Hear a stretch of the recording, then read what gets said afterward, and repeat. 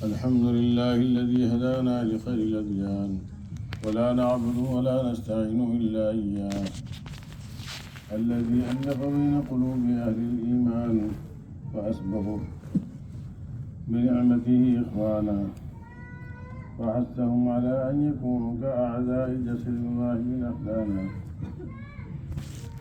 قال تعالى: ومن يبتغي غير الإسلام دينا فلن يقبل منه وهو في الآخرة من الخاسرين. صدق الله مولانا العظيم.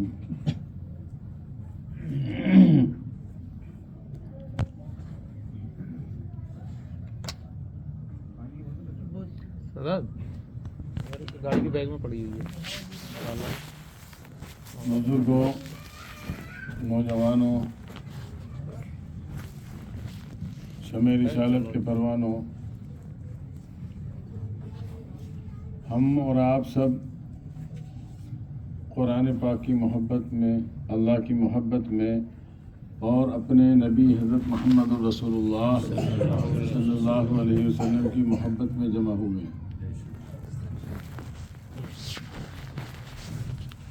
ایسے مجمع کو فرشتے بھی ڈھانپتے ہیں. فرشتوں کو اللہ تعالیٰ بھیج دیتا ہے کہ جاؤ، وہاں میرا ذکر ہو رہا ہے، میرے محبوب کا تذکرہ ہو رہا ہے، اس مجمع کو اپنے پروں سے جا کے ڈھانپ لو. فرشتے آتے ہیں اور ایسے مجمع کو ڈھانپ لیتے ہیں. ایک بزرگ گزرے ہیں، بہت بڑے اللہ والے، ان کا ایک شعر ہے، وہ فرماتے ہیں: رشک کرتا ہے فلک ایسی زمیں پر اسد. ان کا نام اسد ہے، بہت بڑے بزرگوں میں گزرے.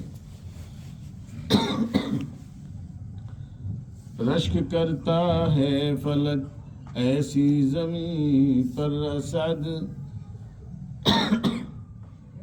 جس پہ دو چار گھڑی ذکر خدا ہوتا ہے. یعنی جس پہ دو چار گھڑی اللہ کا ذکر، اس کے محبوب کا تذکرہ ہوتا ہے، تو فرشتے بھی اس مجلس پر رشک کرتے ہیں. یہ تو مٹی کی دنیا کی ہوتی ہیں، کہیں کوئی کانفرنس ہو رہی ہے، کہیں کوئی مجمع ہو رہا ہے، کہیں کوئی کسی اعتبار سے اجتماع کر رہے ہیں، کوئی کچھ ہو رہا ہے. لیکن قرآن کی نسبت پر، اللہ کی نسبت پر جہاں لوگ جمع ہوتے ہیں تو فرشتے بھی اس مجمع پر رشک کرتے ہیں. رشک کا مطلب سمجھ رہے ہیں آپ کہ کیسے خوش نصیب ہیں، کیسی قسمت والے ہیں جو ذکر خیر کے لیے جمع ہوئے ہیں، اللہ کی محبت میں، رسول کی محبت میں جمع ہوئے ہیں. اللہ ہمارے یہاں جمع ہونے کو قبول فرمائے. میں یہاں آیا تھا اس روز ختم میں، پھر میں دلی چلا گیا، علی گڑھ گیا، وہاں قرآن پاک پورا ہوا تھا وہاں. پھر اس کے بعد کئی جگہ پروگرام ہوئے، تو میں آیا تو میری طبیعت خراب ہو گئی. عقیل بھائی کا فون آ رہا تھا کہ وہ یاد کر رہے ہیں، تو میں نے کہا یاد کر رہے ہیں تو طبیعت خراب میں بھی جانا پڑے گا. تو میری ہمت نہیں ہو رہی تھی، مگر اللہ تعالیٰ ہمت دیتا ہے. اور جب کوئی قرآن پاک کی ختم کی مجلس ہوتی ہے تو میں کوشش کرتا ہوں کہ میں بھی جا کے سعادت حاصل کر لوں. بہت سے مجھے دعوت دیتے ہیں، میں نہیں جا پاتا.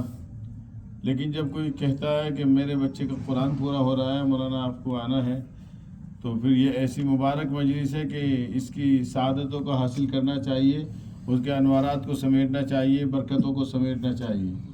آپ سب بھی ان برکتوں کو سمیٹنے کے لیے جمع ہوئے نا؟ انشاءاللہ. بس یہ نیت کر لیجئے کہ اے اللہ، ہم قرآن کی محبت میں جمع ہوئے ہیں، قرآن پاک کا اعلیٰ درجے کا ذوق شوق ہمیں تو عطا فرما دے. قرآن پاک کا اعلیٰ درجے کا ذوق شوق کیا ہے کہ ہم نے تراویح میں قرآن سنا، ہم بھی قرآن پاک پڑھنے والے بن جائیں. اور قرآن پاک جو ہے یہ چھوٹے بچوں کے لیے نہیں آیا ہے، یہ چچوں کے لیے بھی آیا ہے، یہ بڑوں کے لیے، بوڑھوں کے لیے. اس کی عمر کی کوئی قید نہیں ہے کہ فلاں عمر کے لیے، یہ تو ہر عمر کے لیے آیا ہے. ماں کی گود سے لے کے قبر تک آپ کو سیکھنا ہے. صحابہ کرام بوڑھے تھے، کوئی 40 سال کی عمر میں، کوئی 20 سال کی عمر میں، کوئی 13 سال کی عمر میں حلقہ اسلام میں داخل ہوا. اور پھر اپنی اپنی عمر کے اعتبار سے اس نے قرآن کو سیکھا ہے، اس نے اسلام کو سیکھا ہے، اس نے ایمان کو سیکھا ہے۔ حضور اکرم صلی اللہ علیہ وسلم نے صحابہ پر محنت کی، مکے میں محنت کی، مدینے میں محنت کی، کتنی بڑی قربانیاں ہیں صحابہ کرام رضوان اللہ علیہ مجمعین کی، کہ جب انہوں نے کلمہ پڑھ لیا، جب انہوں نے قرآن کی آواز پر لبیک کہہ دیا، اور جو اللہ کا کلام اترا تھا اس کلام الہی کو دل سے قبول کر لیا۔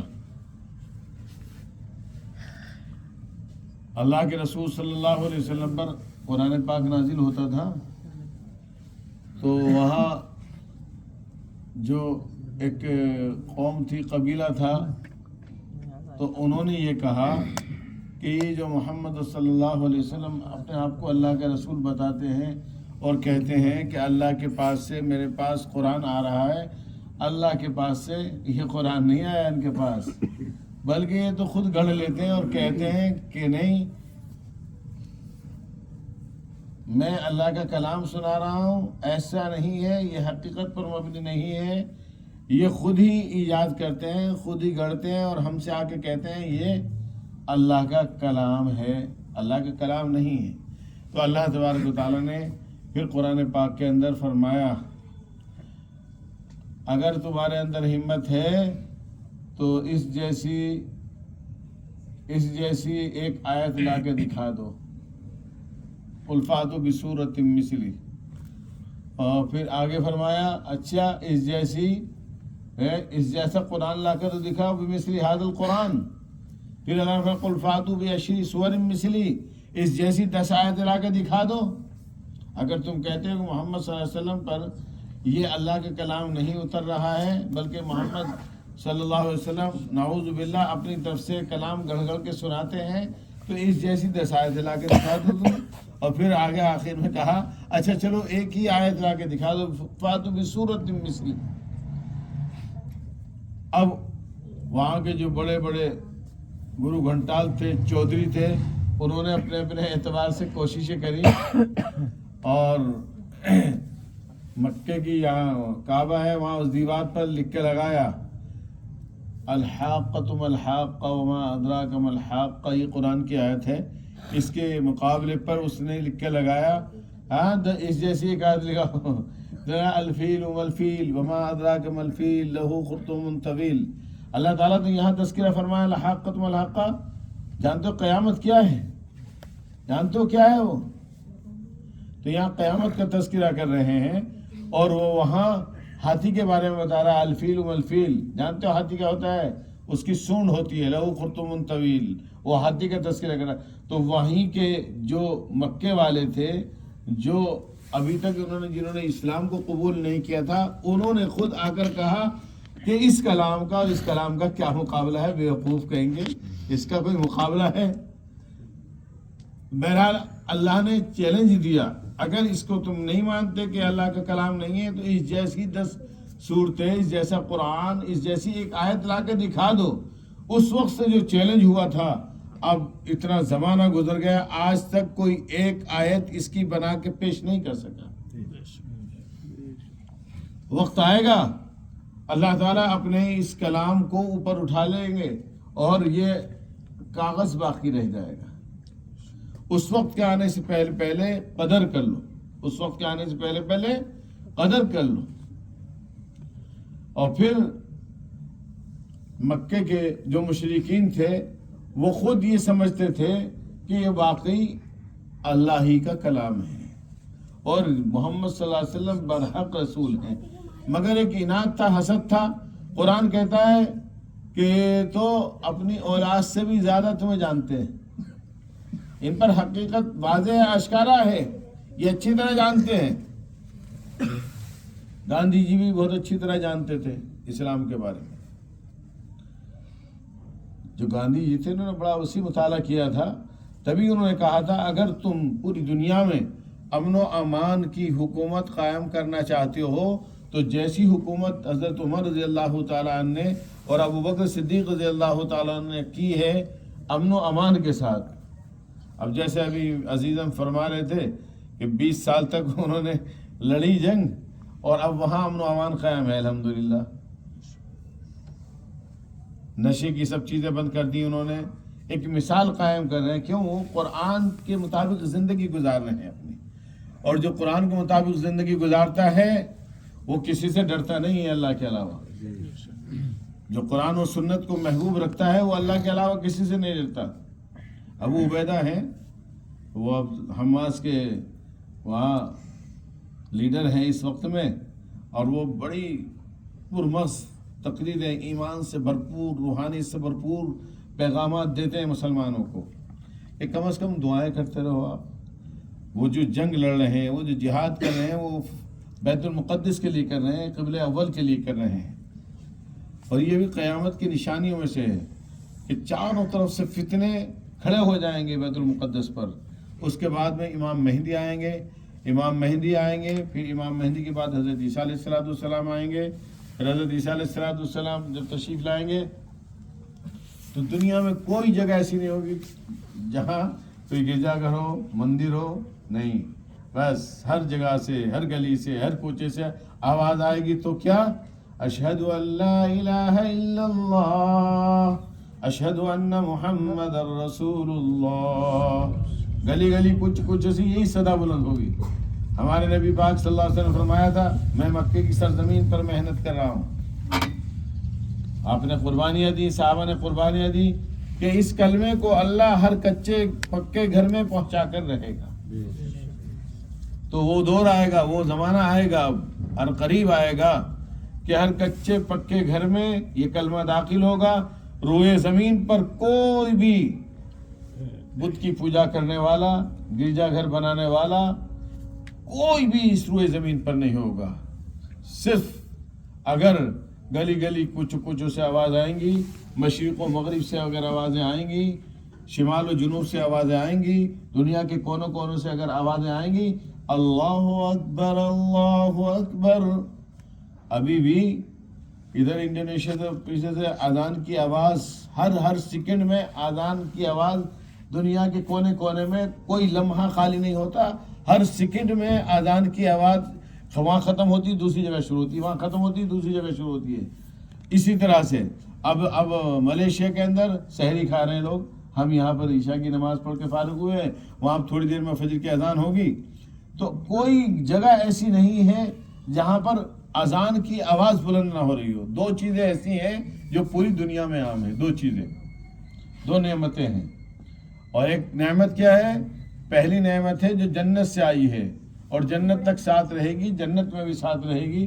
وہ نعمت ہے حضرت آدم علیہ السلام کے بدن اقدس میں جب روح ڈالی اللہ تعالیٰ نے، مٹی سے بنایا نا ان کو، اور پھر اللہ نے روح ڈالی اور پھر فرشتوں سے کہا جا کے سلام کرو.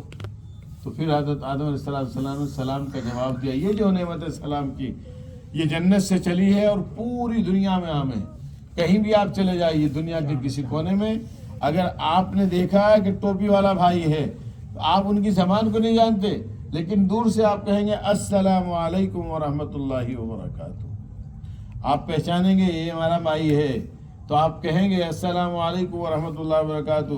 یہ دوسری بات ہے کہ آپ ان کی زبان سے واقف نہیں تو آپ اپنے معافی ضمیر کو سمجھا نہیں سکتے، پھر انہیں آگے کو کچھ پیغام پہنچا نہیں سکتے. ابھی یہاں ہم ہیں پہاڑی میں زبان میں بات کرتے ہیں، ہم نہیں سمجھتے.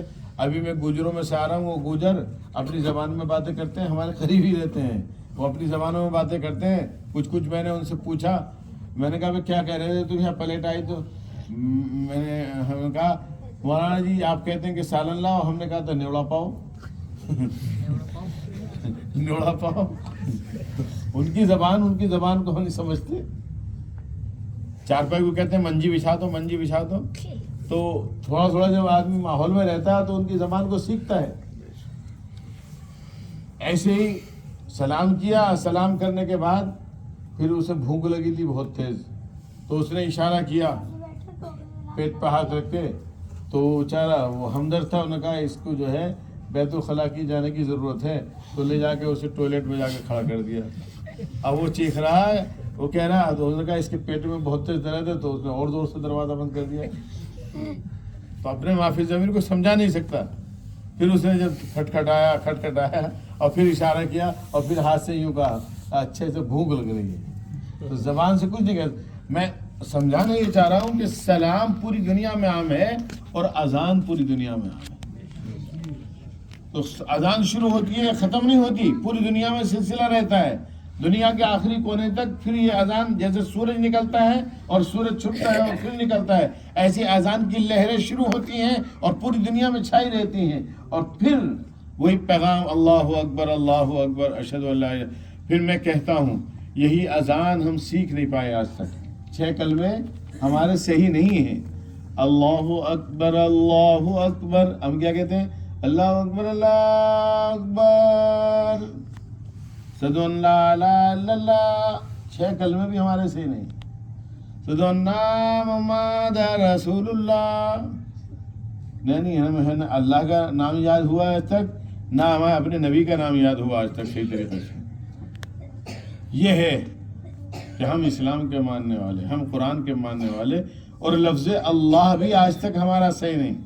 اللہ پر ایمان لائے, رسول اکرم صلی اللہ علیہ وسلم حضرت محمد رسول اللہ کہو صلی اللہ علیہ وسلم, ان کی رسالت پر ایمان لائے, لیکن نہ لفظ اللہ ہمارا ٹھیک ہے نہ لفظ محمد ہمارا ٹھیک ہے. اللہ کہو ایسے عظمت کے ساتھ میں, اللہ. اگر میں الگ الگ سنوں گا تو کسی کا یاد نہیں نکلے گا صحیح. اللہ جل جلالہ عم نوالہ, یہ اللہ کے ساتھ لگایا جاتا ہے. اب کہوں محمد صلی اللہ علیہ وسلم, محمد, ہمارے نبی کا نام کیا ہے؟ محمد. اب ہم اذان میں کہتے ہیں محمد رسول اللہ, بگاڑتے ہیں ہم اپنے نبی کے نام کو, اللہ کے نام کو ہم بگاڑتے ہیں. اللہ اکبر اللہ, یہ اللہ کے نام سے کھلواڑ ہے, ہم بگاڑ رہے ہیں, ہم نے سیکھا نہیں ہے. 6 کلمے جو پوری دنیا میں عام ہے اور سورج کی شعاؤں کی طرح سے اذان کی لہریں دوڑتی ہیں, وہ 6 کلمے آج تک ہم نے صحیح یاد نہ کیے. نماز میں پڑھی جانے والی صورتیں تک ہماری صحیح یاد نہیں. ہمارے نبی نے اور صحابہ نے کیا فرمایا؟ اللہ تعالیٰ نے ہم کو اسی قرآن کی وجہ سے عزت اور سربلندی دی تھی. کس کی وجہ سے دی سربلندی؟ بولو. قرآن کی وجہ سے. اس قرآن نے چیلنج کیا, قرآن نے کہا نا اس جیسا قرآن لاؤ. فَلْيَأْتُوا بِمِثْلِ هَذَا الْقُرْآنِ لَا يَأْتُونَ بِمِثْلِهِ. تو اللہ تعالیٰ فرما رہے ہیں اس جیسا لا ہی نہیں سکتے. یہ یہاں اس دنیا میں بنا ہو, اس دنیا کے کارخانے میں بنے تو لا کے دے بھی دیں. یہ دنیا تو ایسی ہے کہ ایک بھوں کا بال جو ہے, ہماری بھوں کا بال دنیا کی کسی فیکٹری میں بن نہیں سکتا. بنے گا کہیں؟ بنا دے گا کوئی؟ یہ اللہ نے بنایا ہے. اور اللہ کی جو فیکٹری میں بنتا ہے, آنکھ بنی, دانت بنے, ایسا دانت, وہ ماں کے پیٹ سے آیا اور پھر دودھ پیتا ہے. جب تک دودھ پیتا ہے, جب تک اس کے دانت نہیں تھے, ماں کے دودھ کو کاٹ ڈالے گا یہ پکڑ کے. جب دودھ دانے سے دودھ دیتے ہیں نا بچوں کو, اور وہ پھر پی لیتا ہے پوری, تو اسے دودھ دانے کو پوری کو پھاڑ دیتا ہے. اس لیے اس کو دانت نہیں دیے. کبھی پہلے دودھ پی لے, اپنی غذا کھا لے, اس کے بعد پھر اللہ تعالیٰ نے اسے دانت دیے. تو ایسا دانت پوری دنیا میں کوئی بنا نہیں سکتا. ہم مینا میں تھے, ابھی ہم آپ کے پاس بیٹھے ہیں. انشاءاللہ جمعہ کے دن مدینہ منورہ میں ہوں گے, اپنے نبی کے روضہ اقدس کے پاس میں. ہم یہ سوچ رہے ہیں کہ رمضان کی یہ مبارک راتیں نبی پاک صلی اللہ علیہ وسلم کے مبارک پہلو میں جا کے گزاریں اور مدینہ کی برکتیں, وہاں کی رحمتیں حاصل کریں.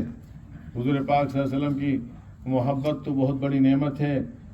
میں بچپن میں اڑ کے جاتا تھا بہت, اور پھر جب مدینہ قریب آتا تھا تو میں اتر جاتا تھا مدینہ کے ادب و احترام میں, حضور پاک صلی اللہ علیہ وسلم کے ادب و احترام میں, کہ اب میں پیدل چلوں گا. تو وہ تعبیریں اللہ تعالیٰ نے ظاہر کی, اور مجھے نہیں معلوم کہ میں نے کتنے عمرے کیے, میں نے کتنے حج کیے. اللہ نے بلایا, اللہ سے بس دعا کرتا تھا بچپن میں, اللہ مجھے جوانی کے حج چاہیے, جوانی کے عمرے چاہیے. تو اللہ تعالیٰ بلاتا رہتا ہے. ابھی میرے بہت سے دوست ہیں, وہ بہت زیادہ اصرار کر رہے ہیں کہ آپ کو آنا ہی آنا ہے. میں یہ چاہ رہا تھا کہ میں غدرپور میں اعتکاف کر لوں اور کچھ لوگوں کو بلاؤں, اور وہاں پر لوگوں کو قرآن سکھاؤں, نمازیں سکھاؤں, اذانیں سکھاؤں. یہ بھی ایک ضروری چیز ہے, لیکن وہ غالب آ گئے. اب آئندہ سال میں کوشش کروں گا اور آخری 10 دن آپ ہمارے ساتھ گزارنے کی نیت کریں انشاءاللہ، تو آپ کو بہت مزہ آئے گا. کچھ دیر دین کی باتیں ہوں گی، کچھ قرآن سکھایا جائے گا، کچھ نمازیں سکھائی جائیں گی، اور پھر یہ سلسلہ ہمارے یہاں 12 مہینے ہے. اگر آپ میں سے کوئی اذان سیکھنا چاہے، نماز سیکھنا چاہے، تو آپ میں سے ہر ایک آ سکتا ہے. ہمارے یہاں انتظام ہے سب، ہم اس کو سکھائیں گے، نماز سکھائیں گے، قرآن سکھائیں گے. جتنا وقت ہو جس کے پاس، وہ اپنی اپنی ترتیب سے، اپنی اپنی سہولت کے اعتبار سے آ کے سیکھ سکتا ہے. تو یہ تو احساس آپ کو ہوا ہوگا کہ واقعی یہ 6 کلمے ہمارے ٹھیک نہیں آج تک. ہمارے حضرت مولانا ابرار الحق صاحب بردوئی میں ایک بہت بڑے اللہ والے گزرے ہیں، ان کا لقب تھا محی السنہ، سنتوں کو زندہ کرنے والے. نبی پاک صلی اللہ علیہ وسلم کی سنتیں جو مردہ ہو رہی ہیں، ان سنتوں کو زندہ کرنے والے. تو وہ ہمارے پیر و مرشد تھے، ہمارے پیر و مرشد تھے وہ، اور واقعی نبی پاک صلی اللہ علیہ وسلم کے سچے عاشق تھے. میرے دادا بہت بڑے بزرگ تھے، تو دادا نے مجھے کچھ درود یاد کرائے تھے. جو درودوں کو پڑھتا ہے تو اسے حضور پاک صلی اللہ علیہ وسلم کی زیارت ہوتی ہے. تو ان میں سے ایک درود ہے، اللہم صلی علی محمد وعلی آل محمد بحبیبک انی مشتاق بنور جمالک ورسولک یا اللہ یا اللہ یا اللہ. تو جو اس کو پڑھے گا اسے حضور کی زیارت ہو کے رہے گی، اللہ کے رسول صلی اللہ علیہ وسلم کی زیارت ہوتی ہے. تو میں نے جب یہ شروع کیا تو میں 13 سال کی عمر میں تھا، تب میں نے حضور پاک صلی اللہ علیہ وسلم کی زیارت کی. اور پھر میں نہیں بتا سکتا کہ میں نے کتنی مرتبہ زیارت کی ہے اللہ کے رسول صلی اللہ علیہ وسلم کی، درود پاک پڑھنے کی برکت سے. اور میں بتانا یہ چاہ رہا تھا کہ جو ہمارے پیر و مرشد تھے، میں ان کو دیکھتا تھا خواب میں، وہ تشریف لائے اور انہوں نے تقریر کری سنتوں کو زندہ کرنے کے لیے. اس کے بعد آقا حضرت محمد رسول اللہ صلی اللہ علیہ وسلم تشریف لاتے تھے اور پھر آپ پیغام پہنچاتے تھے. یہ میں مستقل خواب دیکھتا تھا، اور میں اس لیے حضرت کے ساتھ گیا. اور پہلا جو حج ہم نے کیا، حضرت کے ہاتھ میں ہاتھ ڈال کے کیا، اور جو سلام پیش کیا پہلا، تو پھر حضرت کے پیچھے کھڑے ہو کے ہم نے حضور اکرم صلی اللہ علیہ وسلم کی بارگاہ میں سلام پیش کیا. تو میں عرض یہ کرنا چاہ رہا تھا، وہ سنتوں کو زندہ کرتے، سنتوں کو. نماز سنت کے مطابق نہیں، اذان سنت کے مطابق نہیں. آج بھی وہاں اس مرکز میں سکھائی جاتی ہے اذان، نماز، سب وہاں سب لوگ جاتے ہیں، پہنچتے ہیں اور اذانیں سیکھتے ہیں. میں کہا کرتا ہوں کہ ہم جماعت میں وقت ضرور لگائیں، جائیں جماعت میں، لیکن جماعت میں وقت لگانے کے ساتھ ساتھ میں قرآن پاک کو بھی ہم سیکھیں. قرآن پاک سیکھنے کے لیے الگ سے وقت نکالیں. ہم جیسے جماعت میں جانے کے لیے وقت لگاتے ہیں، ایسے ہی قرآن پاک سیکھنے کے لیے کچھ وقت نکالیں اپنا. اگر قرآن ٹھیک نہیں ہے ہمارا، اگر ہمارا قرآن ٹھیک نہیں ہے، سننے پہ توجہ سے بات، اذان جیسے ٹھیک نہیں، جیسے میں اذان کے تعلق سے بات کر رہا تھا، قرآن بھی ہمارا ٹھیک نہیں. تو جب قرآن ٹھیک نہیں ہوگا تو نماز میں تو قرآن ہی پڑھا جاتا ہے. سورہ فاتحہ پڑھیں گے تو قرآن ہی تو ہے وہ. اگر سورہ فاتحہ ٹھیک نہیں، انا آتینا کل کوثر ٹھیک نہیں، قل هو اللہ ٹھیک نہیں، تو نماز کیسے ٹھیک ہوگی پھر ہماری؟ بات سمجھ میں آ رہی نہیں آپ کی؟ تو وہ فرماتے تھے، وہ یہ فرماتے تھے، ان کی بات سنا رہا ہوں میں آپ کو. اللہ والوں کی جو باتیں ہوتی ہیں اس میں نور ہوتا ہے، نور، اور اس کو سن کر پھر سرور حاصل ہوتا ہے. تو وہ فرماتے تھے ہر آدمی یہ چاہتا ہے کہ دنیا کی ہر چیز اعلیٰ درجے کی ہو. ہر ایک یہ چاہتا نہیں چاہتا؟ ہر چیز اعلیٰ درجے کی ہو، اس کا مکان، بلڈنگ شاندار ہو، دکان اس کی اعلیٰ درجے کی ہو، سپر مارکیٹ ہو. ہر ایک کی فکر ہوتی نہیں ہوتی؟ اس کا نان، اس کا پان، اس کا کھان، اس کی ہر چیز اعلیٰ درجے کی. ڈاکٹر اعلیٰ درجے کا، یہاں تک کہ کپڑا خریدنا چاہے تو کپڑا اعلیٰ درجے کا، اور فروٹ خریدنا چاہے تو فروٹ اعلیٰ درجے کے، ہر چیز اعلیٰ درجے کی.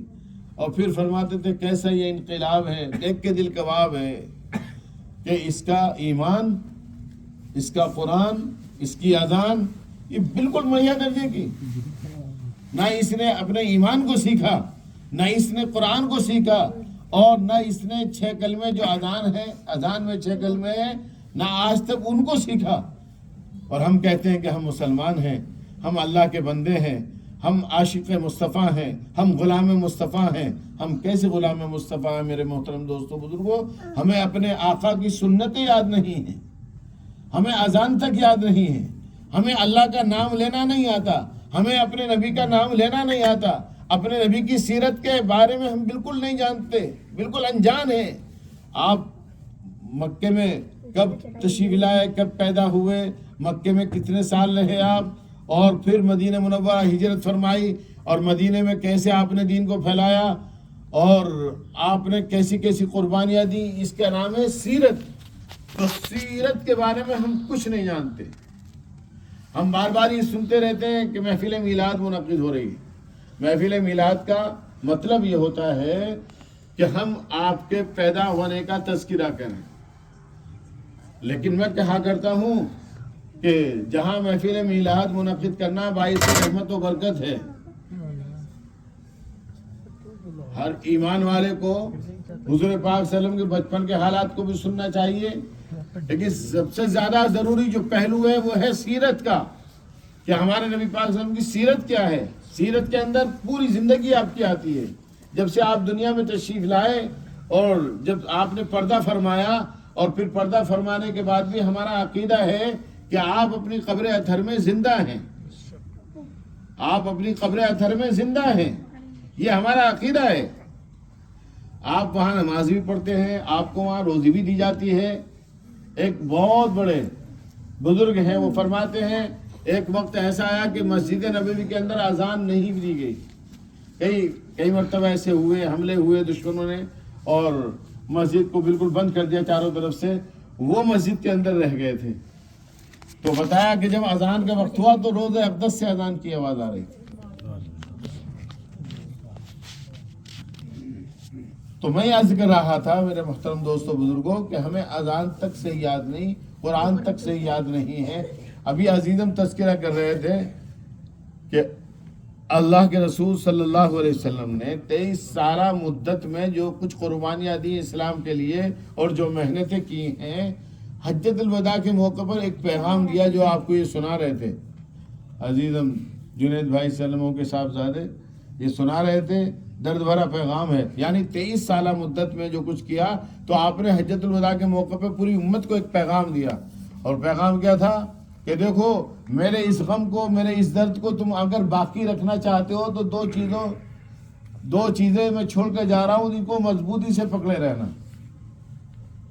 جو میرا غم ہے، میں نے قربانیاں دی، صحابہ نے قربانیاں دی، صحابہ نے دین کی خاطر مکے کو چھوڑا، کون چاہتا کہ گھر کو چھوڑے، اولاد کو چھوڑے؟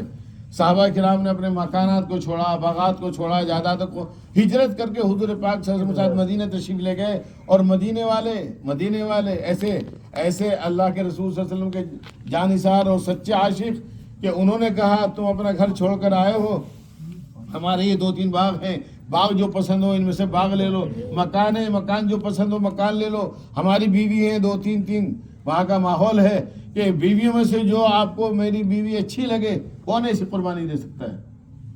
تو ادھر یہ سب کچھ چھوڑ کے گئے، ادھر ان کی قربانی، ادھر مدینے کے جو رہنے والے ان کو انصار کہتے ہیں، مکے کے جو رہنے والے ان کو مہاجر کہتے ہیں، تو مہاجرین کی اپنی اپنی قربانی، اور حضرات مدینے کے رہنے والے ان کو کہتے ہیں انصار، یعنی مدد کرنے والے، ان کی اپنی قربانی، ان کی قربانیوں سے اسلام زندہ ہوا ہے۔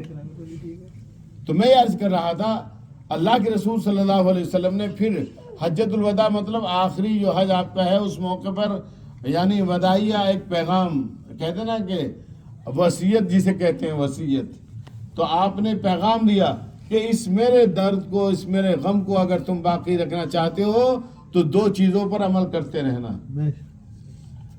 فرمایا آپ نے ترکت فیکم امرین، میں 2 چیزیں چھوڑ کے جا رہا ہوں، لن تضلوا ما تمسکتم بہما کتاب اللہ و سنتی، میں 2 چیزیں چھوڑ کے جا رہا ہوں، وہ کیا ہے؟ ایک قرآن اور میری سنت۔ آپ نے فرمایا لن تضلوا، تم کبھی بھی سرگردہ اور پریشان نہیں ہو سکتے جب تک تم ان دونوں چیزوں کو مضبوطی سے تھامے رہو گے۔ دنیا کی کوئی طاقت تمہارا بال بیکا نہیں کر سکتی جب تک تم ان دونوں چیزوں کو مضبوطی سے تھامے رہو گے۔ اور میری اس محنت کا، میری اس قربانی کا خلاصہ بھی یہی ہے کہ تم قرآن کو اپنائے رکھنا اور تم میری سنتوں کو اپنائے رکھنا۔ جب تم قرآن کو محبوب رکھو گے اور میری سنتوں کو محبوب رکھو گے تو تم اللہ کے محبوب بنو گے، اور جب اللہ کے محبوب بنو گے تو اللہ کی رحمتیں تمہارے اوپر نازل ہوں گی، اور اللہ ہی تو فیصلے کرنے والا ہے سب کچھ، اللہ ہی تو عزت دینے والا ہے، اللہ ہی تو ذلت دینے والا ہے۔ اللہ کے علاوہ کون ہے ہمارا محافظ؟ اللہ کے علاوہ کون ہے مشکل کشا ہمارا؟ وہی تو ہمارا حاجت روا ہے، وہی تو مشکل کشا ہے۔ حضرت عیسیٰ علیہ السلام سے کہا کہ مصیبتیں اگر آ رہی ہوں تو مصیبتوں سے بچنے کے لیے آدمی کیا طریقہ اختیار کرے؟ تو فرمایا اچھا یہ بتاؤ کوئی تیر چلائے اور تیر چلانے والے کے تیر سے بچنا ہے تو کیا کرنا چاہیے؟ تو حضرت عیسیٰ علیہ السلام فرمایا تیر چلانے والے کے پہلو میں جا کے کھڑے ہو جاؤ تو محفوظ رہو گے کہ نہیں رہو گے؟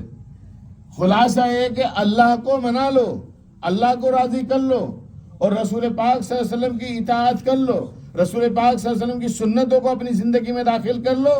جب حضور کے قریب پہنچ گئے، اللہ کے قریب پہنچ گئے، تو دنیا کی کوئی بڑی سے بڑی سپر طاقت کچھ کر سکتی ہے؟ جیسے انہوں نے ابھی کہا نا 20 سال میں انہوں نے قربانیاں دی، انہوں نے قرآن کو محبوب رکھا، انہوں نے نبی پاک صلی اللہ علیہ وسلم کی سنتوں کو محبوب رکھا، تو یہ دنیا کی پوری سپر طاقتیں فیل کر دی اللہ نے؟ نہیں کری۔ اور آج ہم دعا کریں ان کے لیے، حماس والوں کے لیے اور فلسطین والوں کے لیے، آج وہ ہر طرح کی قربانیاں دے رہے ہیں۔ ابھی ایک پیغام آیا تھا اور انہوں نے مسئلہ معلوم کرا تھا کہ جنگ لڑتے لڑتے جہاد کرتے کرتے میرے پیر سوج گئے ہیں، اگر پیروں میں سے جوتے کو نکالتا ہوں تو دوبارہ جوتے پہن نہیں سکتا، وہ جوتوں میں سے خون نکلنا شروع ہو جاتا ہے، انگلیوں میں سے خون نکلنا شروع ہوتا ہے۔ اب ایسی حالت میں مجھے وضو کرنا چاہیے کیا، اور درد اتنا ہوتا ہے کہ آنسو نکل آتے ہیں آنکھوں سے۔ یہ تو ہے نبی پاک صلی اللہ علیہ وسلم جب احد میں تشریف لائے تو آپ کے بھی تو دندان مبارک شہید ہوئے تھے، آپ علیہ السلام کے دندان خود گھسا تھا آپ کے سر اقدس کے اندر۔ تو یہ تو جنگ میں ہوتا ہے۔ ایک صحابی نے جب وہ خود نکالا تو خون نکلا، اس خون کو پی گئے، وہ پورا خون پی گئے، خون کو نیچے نہیں گرنے دیا۔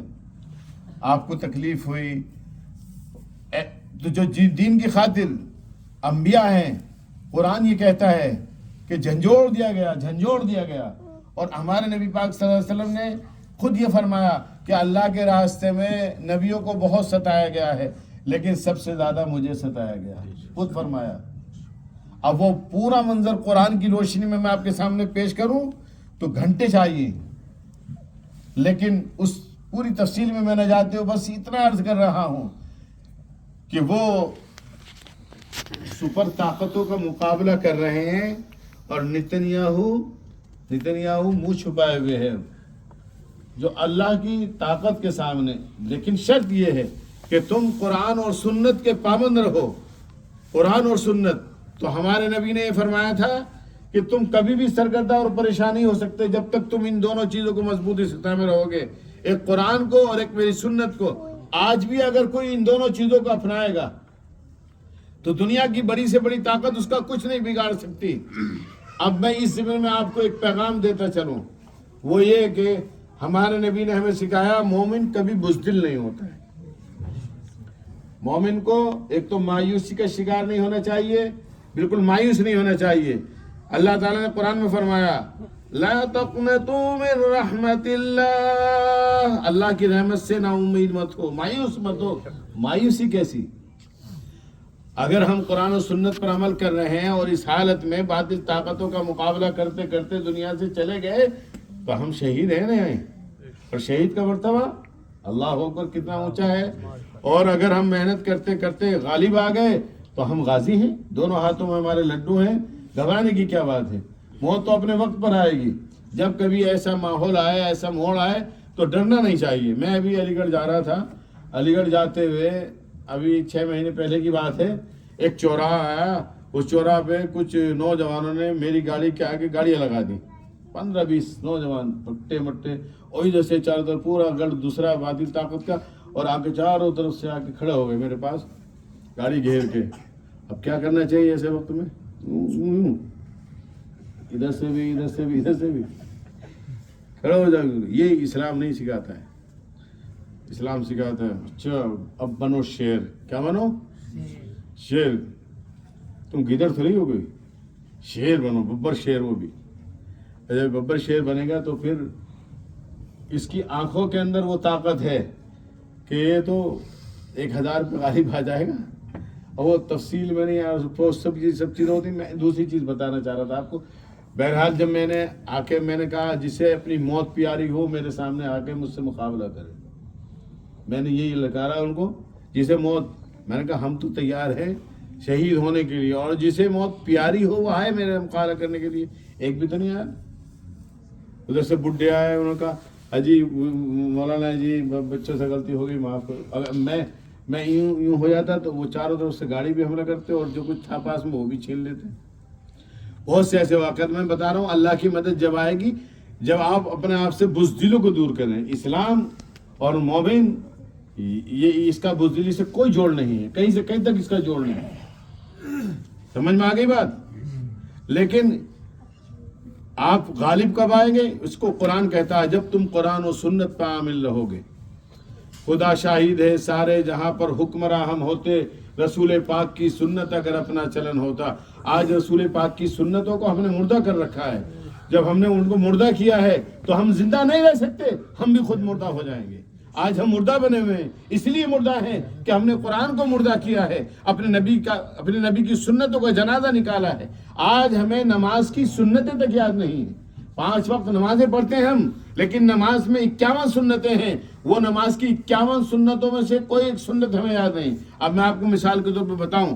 کھڑے ہو گئے, ہم نے کہا اللہ اکبر. اب پہلی سنت ہے دونوں پاؤں قبلے کی طرف ہونا. تو یہ دونوں پاؤں قبلے کی طرف نہیں ہوتے ہمارے. پہلی سنت کا جنازہ نکالتے ہیں, یوں رہتے ہیں ہمارے پاؤں ادھر ادھر دائیں بائیں. تو یہ پہلی سنت کا جنازہ ہم نکالتے ہیں نماز کے اندر. اب آپ کھڑے ہوئے تو سیدھا کھڑا ہونا چاہیے, سیدھے نہیں کھڑے ہوتے, جھک کے کھڑے ہوتے ہیں, یوں کھڑے ہوتے ہیں. یہ دوسری سنت کا جنازہ نکالتے ہیں. یہ سنتیں جب سیکھی نہیں ہم نے تو پھر سنتوں کا جنازہ نکال رہے ہیں تو ہم کیسے زندہ رہ سکتے ہیں؟ جب ہم اپنی تعلیم کو مردہ کریں گے, وہ قوم کبھی بھی زندہ نہیں ہو سکتی جو اپنی تعلیم کو مردہ کر دیتی ہے. تو ہم نے اپنی تعلیم کو مردہ کر دیا ہے. ہمارے پاس اتنا وقت نہیں ہے کہ ہم اپنے نبی کی سنتوں کو سیکھ لیں. ہماری سربلندی, ہماری کامیابی منحصر ہے اسی پر کہ ہم قرآن و سنت پر عمل کرنے والے بنے. اور قرآن و سنت پر عمل کرنے والے ہم ہیں نہیں. قرآن پر ہمارا عمل نہیں ہے اور رسول پاک صلی اللہ علیہ وسلم کی سنتوں پر عمل نہیں ہے. قرآن بھی ہم نہیں سیکھتے, قرآن بھی ہمارا اعلیٰ درجے کا نہیں ہے. قرآن بھی وہی ہے جو ملانی سے سیکھا بچپن میں یا مکتب میں سیکھا, اور اس میں نہ زبر زیر کا پتہ صحیح ہے, نہ ہا اور خا کدھر سے نکلتا ہے, قاف اور کاف کدھر سے نکلتا ہے. بس وہی ٹوٹا پھوٹا ہے قرآن, اسی پر ہم نے اکتفا کر رکھی ہے. مگر جب آہستہ آہستہ بڑھے تو جو ہمارا گھر تھا اس پر ہم نے قناعت نہیں کی.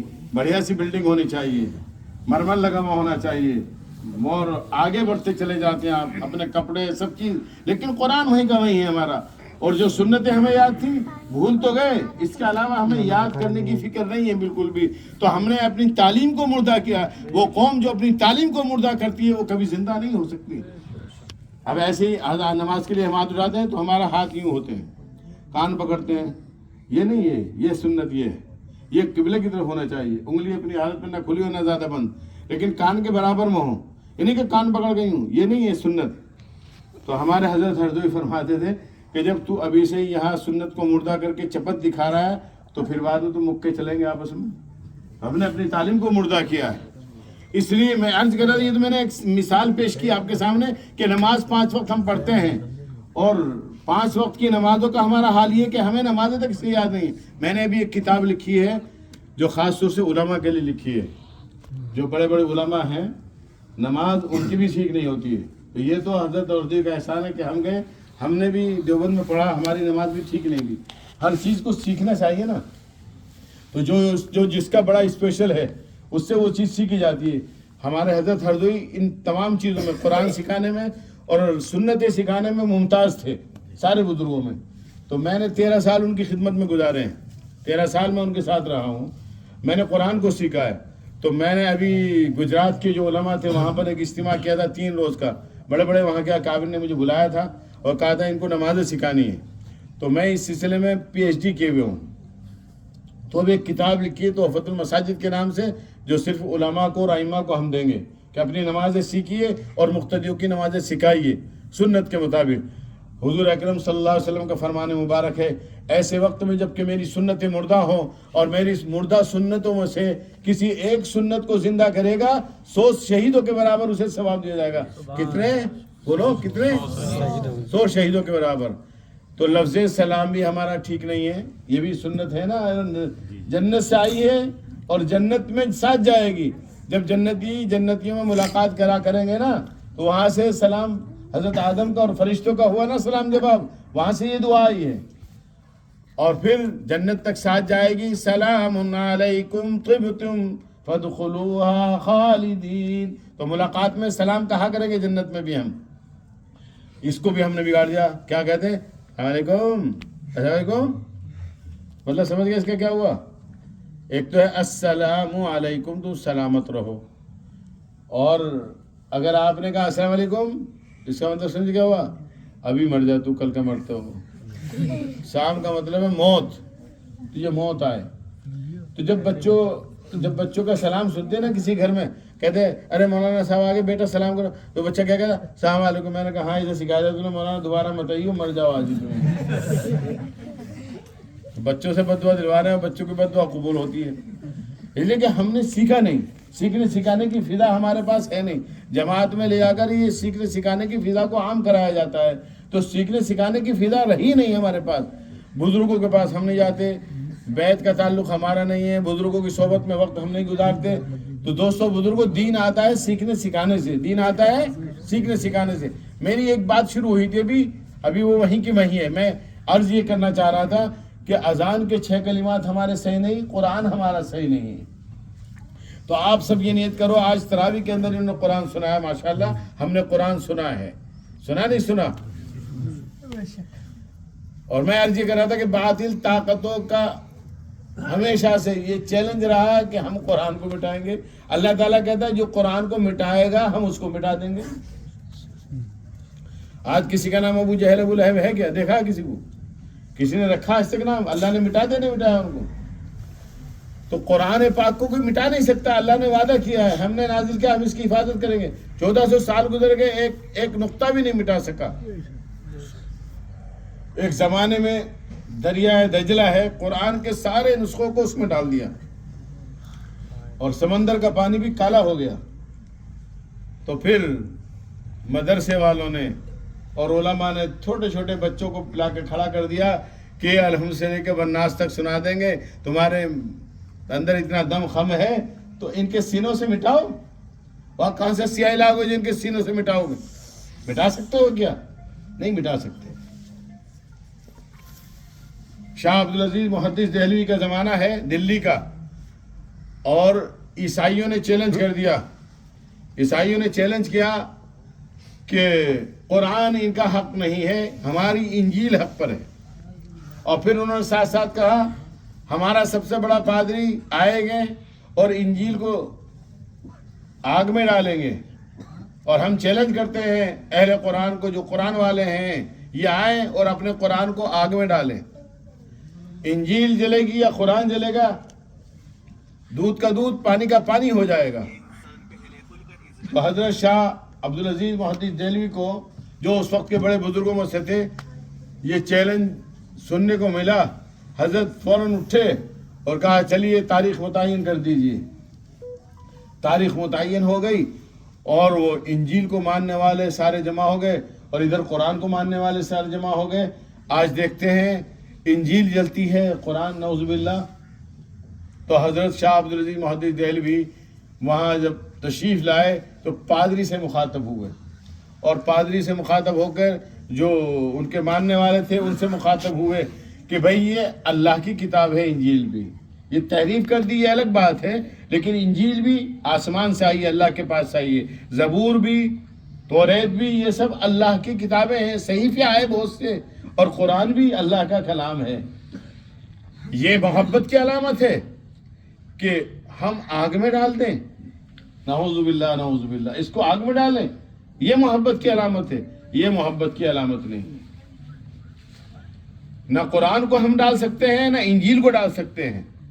हाँ, अगर आपको कुरान से मोहब्बत है और अगर आपको इंजील से मोहब्बत है और आप समझते हैं कि यही अल्लाह की किताब है और कुरान नहीं है, तो हम आपसे कहेंगे आप इंजील को अपने सीने से लगाएं और कुरान को हम अपने सीने से लगाएंगे, और इसके बाद आग में छलांग लगाएंगे। फिर कौन जलता है और कौन बाकी रहता है, फिर ये फैसला अल्लाह ताला करेगा।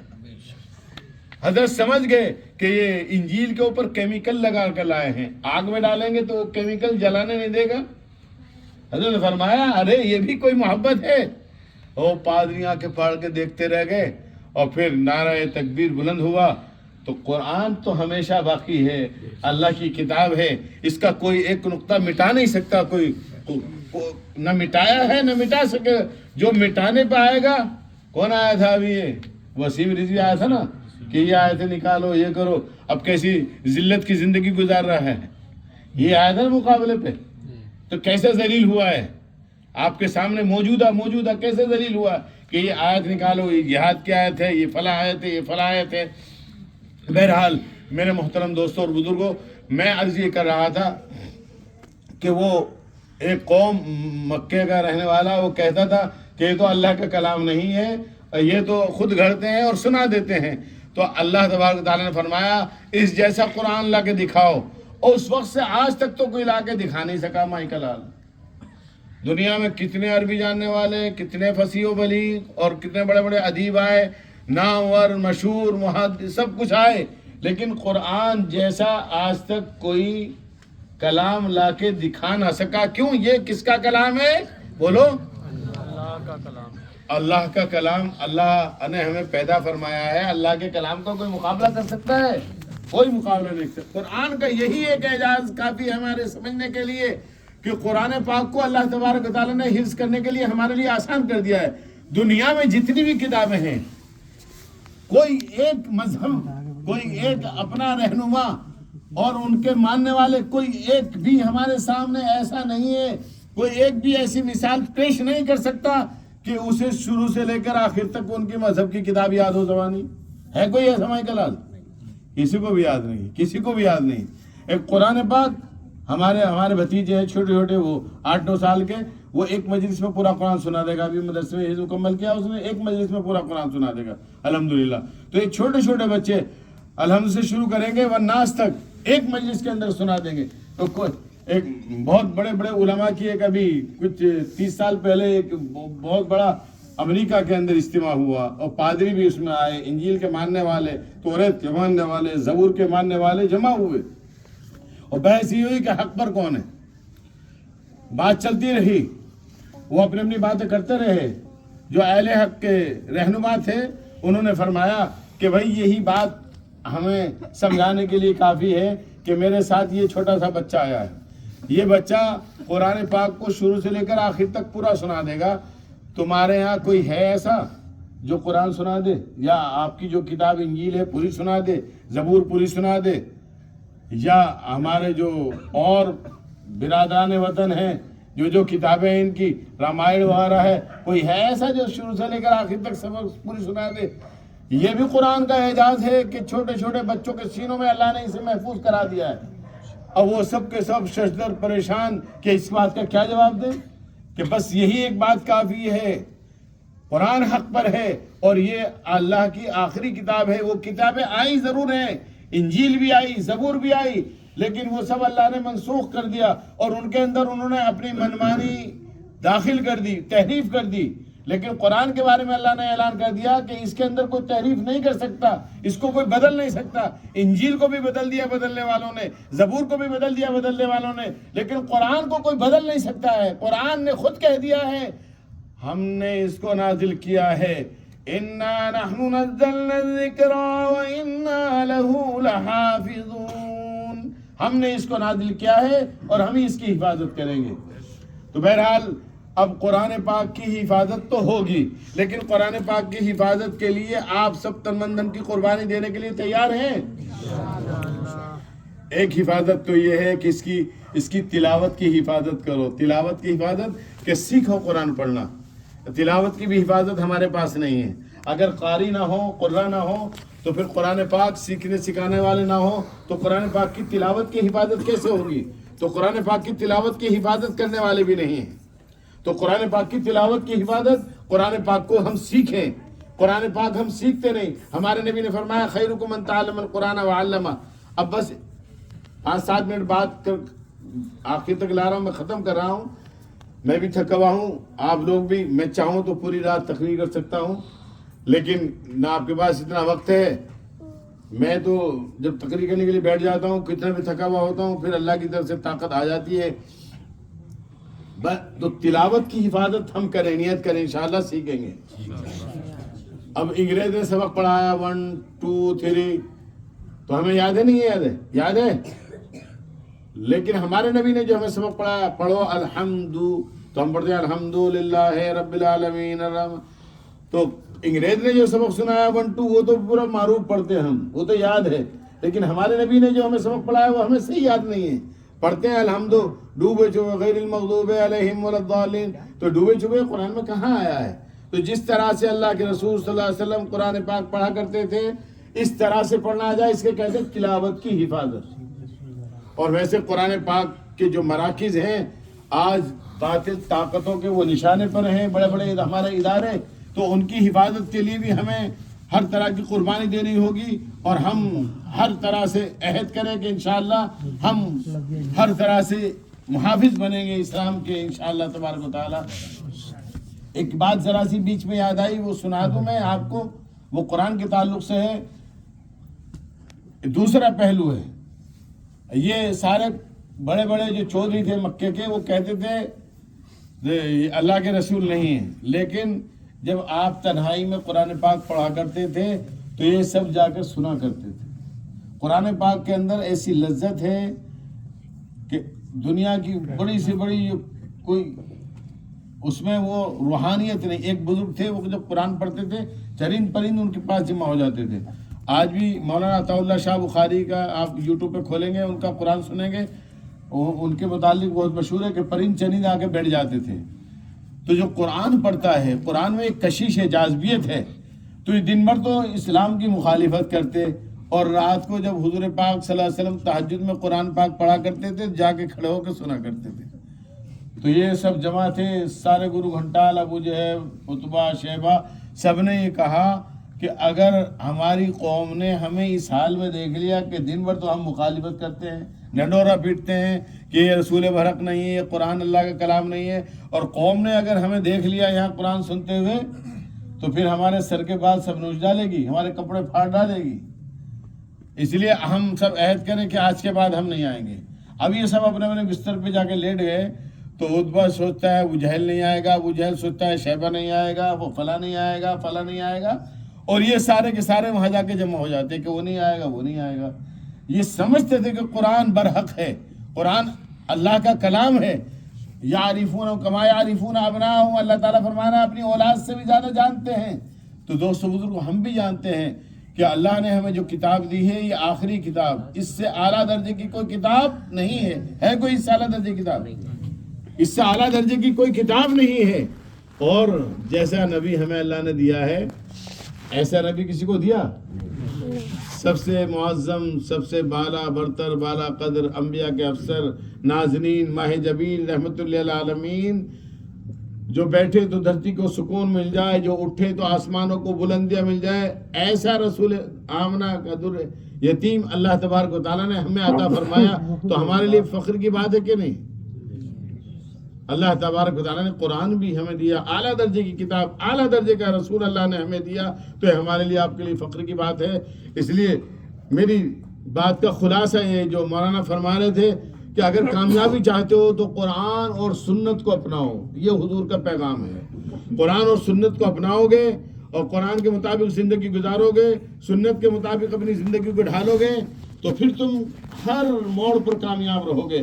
جب حضور نے فرما دیا ہے، لاکھوں کے مجمع میں فرمایا، اور یہ فرمایا تم کبھی بھی سرگردہ اور پریشان نہیں ہوگے جب تک تم دونوں چیزوں پر عمل کرتے رہو گے، قرآن پر اور میری سنت پر.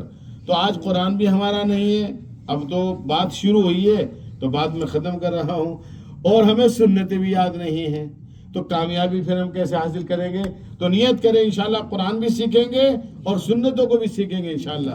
نقش قدم نبی کے ہیں جنت کے راستے، اللہ سے ملاتے ہیں سنت کے راستے. اللہ سے ملنے کے لیے سنتوں پر مضبوطی سے عمل کرنا ہوگا. آج سنتیں مردہ ہو رہی ہیں اور ان مردہ سنتوں کو ہمیں زندہ کرنا ہوگا تو ہم زندہ قوم ہوں گے، ہم زندہ قوم ہوں گے. ورنہ بزدلی چھاتی چلی جائے گی. اور پھر وہی زمانہ آئے گا تاتاری کے زمانے میں، ایک رنڈی آتی تھی، ایک فاحشہ عورت آتی تھی اور وہ کہتی تھی کلمہ گو سے یہیں کھڑے رہنا. 70 لوگ کھڑے ہوتے تھے اور وہ ایک عورت آتی تھی سب کی گردن اڑا دیتی تھی. جب قرآن و سنت سے، جب وقت کے نبی سے، وقت کی دعوت سے دوری اختیار کی جاتی ہے تو بزدلی چھا جاتی ہے، اور بزدلی جب چھا جاتی ہے تو پھر باطل طاقت کو اللہ تعالیٰ کھڑا کر دیتا ہے اور پھر وہ ان کی گردنیں اڑا دیا کرتی ہیں. اللہ تبارک و تعالی ہم سب کی جان کی، مال کی، آبرو کی، عزت کی حفاظت فرمائے۔ اگر اپنی حفاظت کرنا چاہتے ہو تو قرآن کو سینے سے لگا لو اور نبی پاک صلی اللہ علیہ وسلم کی سنتوں کو سینے سے لگا لو۔ جب اللہ کے قریب پہنچ جاؤ گے اور اپنے نبی کے قریب پہنچ جاؤ گے تو دنیا کی کوئی طاقت تمہارا بال بیکا نہیں کر سکتی۔ کر سکتی ہے کوئی؟ نہیں کر سکتی نا۔ وہ معزز تھے زمانے میں، مسلمان ہو کر ہم ذلیل و خوار ہوئے، تارک قرآن ہو کر۔ یہ رمضان یہ پیغام دیتا ہے کہ یہ قرآن اسی مہینے میں اترا ہے۔ رمضان معظم اس لیے ہے کہ اس میں قرآن اتارا گیا ہے۔ انا انزلناہ فی لیلۃ القدر، ہم نے قرآن کو لیلۃ القدر میں اتارا ہے۔ شہر رمضان الذی انزل فیہ القرآن، تو قرآن پاک کو کم از کم پورا پڑھو۔ اب میں ایک مسئلہ بتاتا ہوں، جو پڑھے لکھے نہیں ہیں کہ مولانا جی ہم سے تو قرآن پڑھنا نہیں آتا، نیت کرو انشاءاللہ قرآن پڑھنا سیکھیں گے۔ کہو انشاءاللہ۔ اب میں مسئلہ بتا دوں کہ کیسے قرآن پاک آپ ختم کریں گے۔ آپ قرآن پاک وضو کر کے کھولیے، بغیر وضو کے قرآن چھونا جائز نہیں ہے۔ ہاں بغیر چھوئے زبانی قل اللہ یاد ہے تو بغیر وضو کے پڑھ سکتے ہیں، لیکن چھو نہیں سکتے۔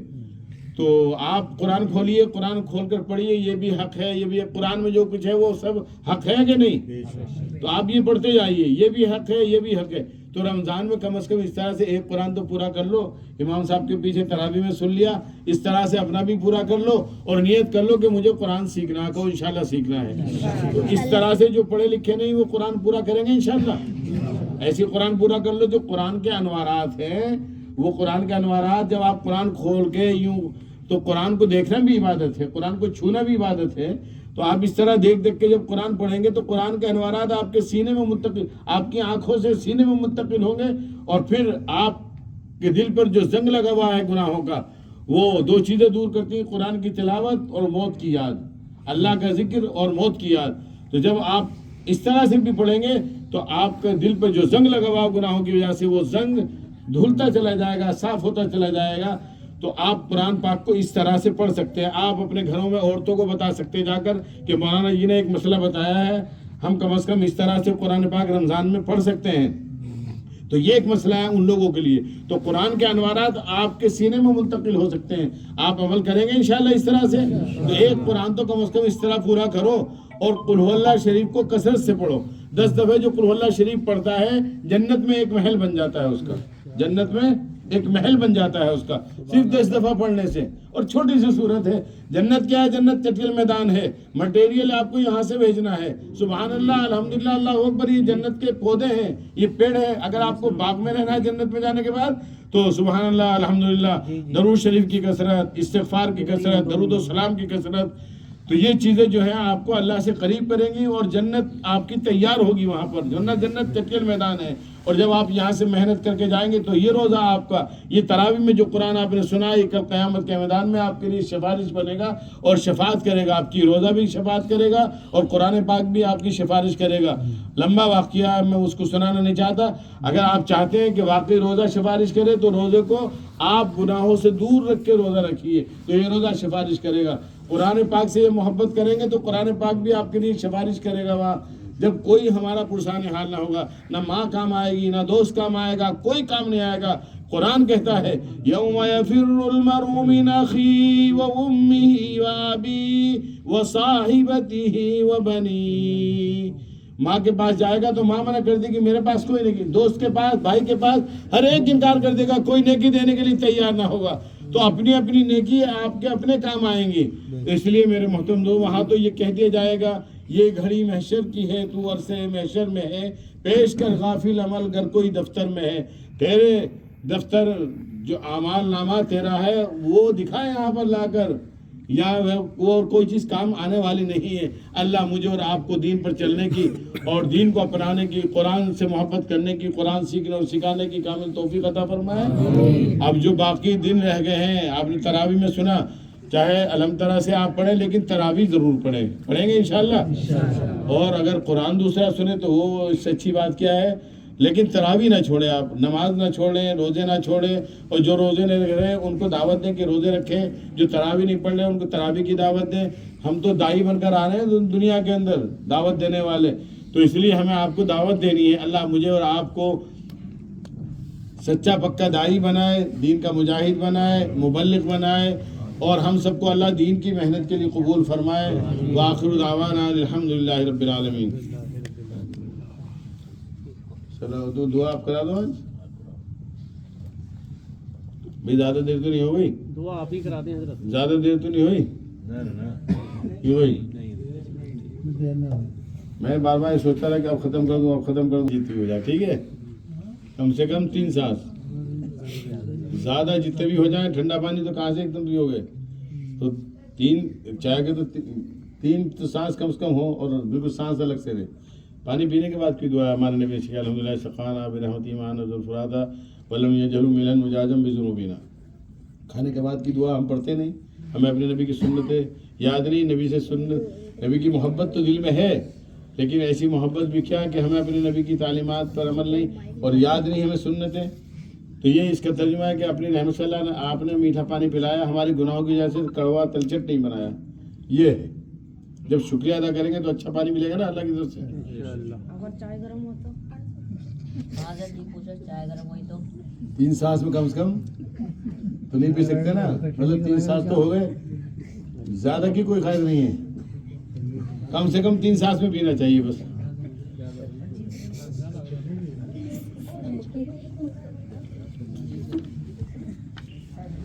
اب درود شریف پڑھ لو، مختصر سی دعا کر لیتے ہیں.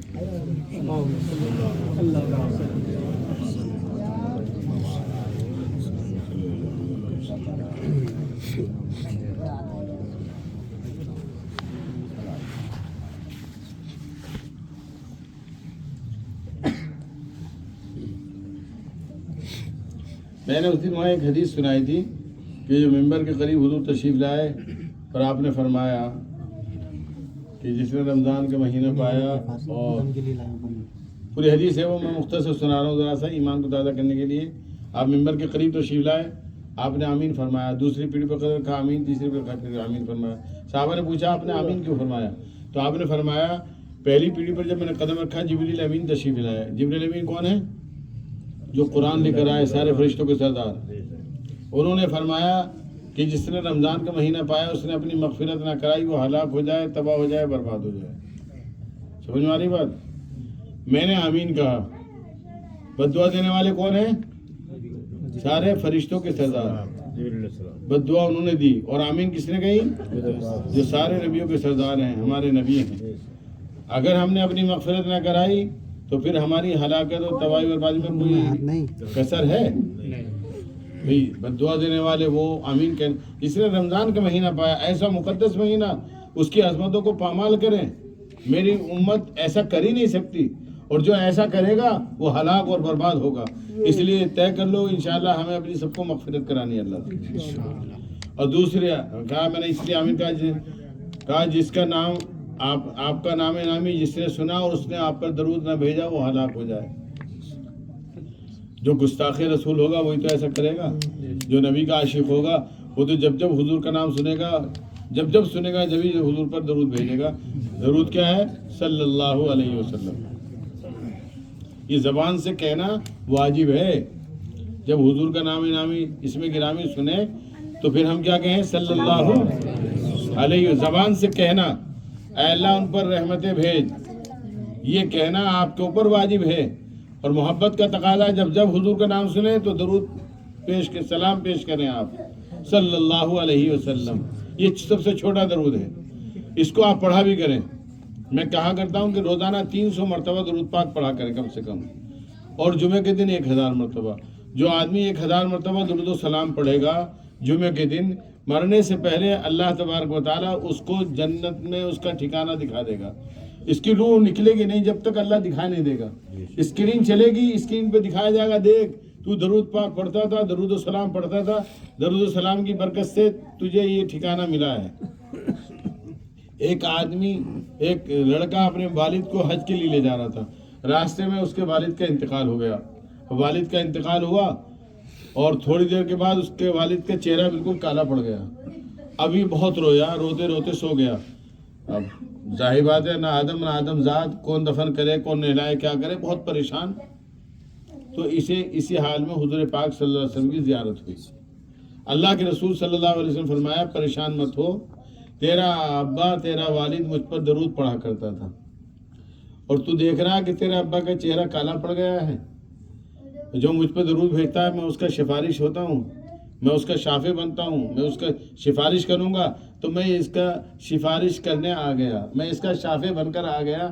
اور پھر اللہ کے رسول صلی اللہ علیہ وسلم نے اس کے چہرے پر اپنا مبارک ہاتھ پھیرا تو وہ سیاہی باقی رہ سکتی تھی کیا؟ پھر خوشی میں اس کی آنکھ کھلی تو دیکھا وہ چہرہ جو کالا پڑا ہوا تھا وہ نور سے تل ملا رہا ہے، نورانی بن گیا ایک دم، اور یہ خوش، اور وہ جو اس کے چہرے پر مسکراہٹ نہیں تھی اس کے ابا کے چہرے پہ، اب وہ مسکرا رہے ہیں۔ کیوں نہ مسکرائے؟ کہ جس کی شفاعت خود حضور اکرم صلی اللہ علیہ وسلم نے کر دی ہو۔ تو آپ کو اور ہمیں درود پاک کثرت سے پڑھنا ہے، روزانہ 300 مرتبہ کم از کم ہم پڑھنے کی عادت ڈالیں۔ آہستہ شروع کریں 25 مرتبہ سے، 25 سے پھر بڑھا دیں 10، ایسی بڑھاتے چلے جائیں، 300 مرتبہ کر لیں۔